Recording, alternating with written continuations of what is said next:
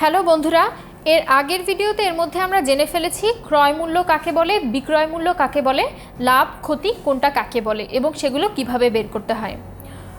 আচ্ছা, মনে করো তুমি একটা জিনিস কিনলে 100 টাকা দিয়ে এবং সেটাকে 120 টাকায় বিক্রি করলে, অর্থাৎ তোমার ক্রয় মূল্য হচ্ছে 100 টাকা এবং বিক্রয় মূল্য হচ্ছে 120 টাকা।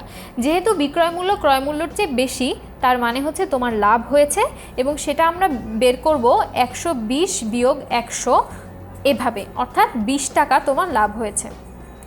আবার আরেকটা ঘটনা মনে করো যে তুমি 1000 টাকায় একটা জিনিস কিনলে এবং সেটাকে 1020 টাকায় বিক্রি করলে, অর্থাৎ তোমার ক্রয় মূল্য 1000 টাকা, বিক্রয় মূল্য 1020 টাকা এবং লাভ হবে 1020 বিয়োগ 1000 টাকা, অর্থাৎ 20 টাকা। খেয়াল করে দেখো, উভয় ক্ষেত্রেই তোমার লাভ হচ্ছে 20 টাকা, কিন্তু এই দুইটা ক্ষেত্রে একটা পার্থক্য আছে।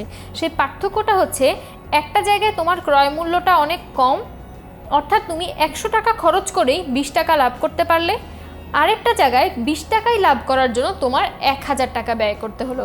তাই নিশ্চয়ই দুইটা লাভের পরিমাণ এক হলেও দুইটা লাভ কিন্তু আসলে আমরা সমমূল্যের বলতে পারছি না। কারণ কি, একটার জন্য তোমার একটু কম টাকা ব্যয় করতে হচ্ছে, আরেকটার জন্য তোমার কিন্তু বেশি টাকা ব্যয় করতে হয়েছে। তাই আমরা লাভ ক্ষতিতে শতকরা জিনিসটাকে নিয়ে এসেছি এবং শতকরা নিয়ে আসার একটা উদ্দেশ্য হচ্ছে আমাদের সবগুলো ক্রয় মূল্যকে 100-তে কনভার্ট করা। যেমন এখানে দেখো, প্রথম ক্রয় মূল্যটা কিন্তু আগে থেকেই 100-তে কনভার্ট করা আছে। পরের ক্রয় মূল্যটাকে যদি আমরা 100-তে কনভার্ট করতে চাই, আসলে ব্যাপারটা তাহলে কীরকম দাঁড়ায় দেখো।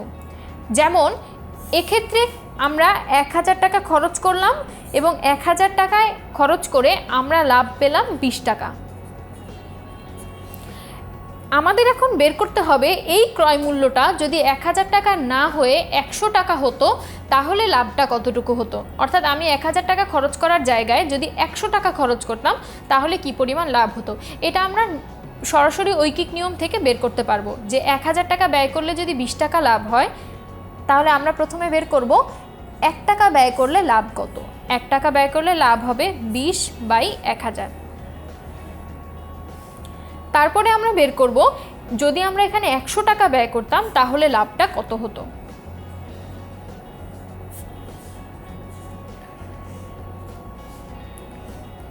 এই 1 টাকায় যতটুকু লাভ হতো তাকে আমরা 100 দিয়ে গুণ করে দিলাম। তাহলে এখন দেখো এখানে কত আসে। 1000কে যদি আমরা 100 দিয়ে ভাগ করি, তাহলে আমরা নিচে পাবো 10 এবং 20কে যদি আমরা 10 দিয়ে ভাগ করি, তাহলে পাবো 2, অর্থাৎ 2 টাকা। এখন তোমরা কি পার্থক্যটা বুঝতে পারছো? যদি 100 টাকা ব্যয় করে এখানে 20 টাকা লাভ পাওয়া গেল আর এখানে 100 টাকা ব্যয় করে লাভ পাওয়া গেল মাত্র 2 টাকা, তাহলে নিশ্চয়ই দুইটা লাভ আমাদের সমান নয়। এই ক্ষেত্রেই, এই কারণেই আমরা আসলে আমাদের ক্রয় মূল্যটাকে 100-তে কনভার্ট করে নিলাম এবং 100-তে কনভার্ট করার কারণে আমরা যে 2 টাকা পেলাম, এটাকে আমরা লিখতে পাবো 2%, অর্থাৎ 2% লাভ হয়েছে তার। আর এই ক্ষেত্রে দেখো 20% লাভ হয়েছে, অর্থাৎ ক্রয় মূল্যটাকে যখন আমরা 100-তে কনভার্ট করে ফেলবো, তখন আমরা লাভটাকে পার্সেন্টেজে প্রকাশ করতে পারবো। তাহলে দেখো 20% কিন্তু অনেক বেশি, আর এক্ষেত্রে মাত্র 2% লাভ হচ্ছে। এভাবেই আমরা লাভ ক্ষতিতে শতকরা দিয়ে হিসাব করতে পারি।